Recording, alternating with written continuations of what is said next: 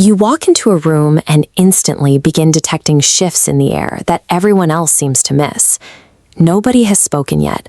Nobody's expression has changed. You feel a specific tension underneath the surface. This often manifests as an uncanny ability to read people. You might catch a lie before the sentence is finished, or sense a person's emotional withdrawal before they've even consciously decided to pull away. Most people who experience this have been told their whole lives that they are oversensitive, or perhaps even paranoid. These labels assume that a history of stress only leaves behind a damaged nervous system. However, looking at the mechanics of these traits suggests a different conclusion.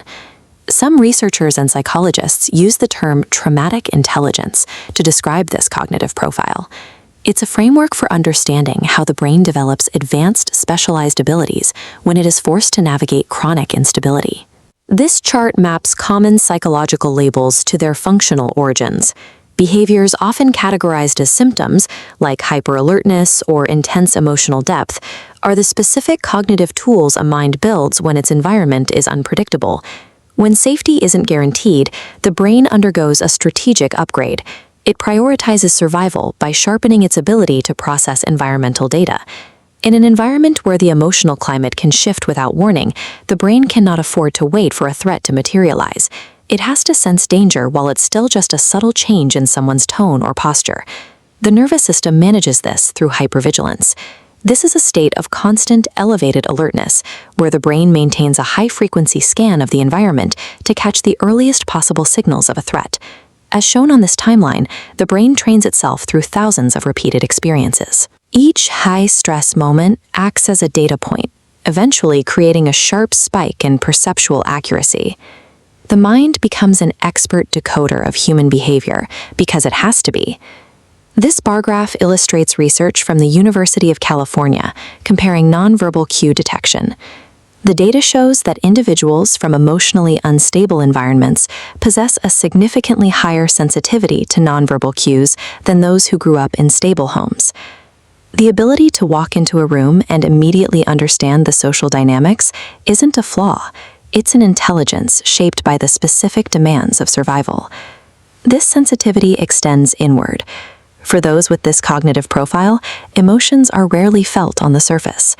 Pain goes deep, and even moments of happiness carry a weight and depth that can feel overwhelming. Because the external world was unreliable, the nervous system learned to rely on its own internal signals as the only source of truth. This prevents the luxury of becoming numb, forcing the individual to experience the full spectrum of human emotion. This unnumbed state often creates a physical intolerance for injustice. It becomes impossible to ignore systemic unfairness or the pain of others, even when looking away would be the easier path. This fierce sense of justice is a refusal to participate in the same silence that often accompanies suffering.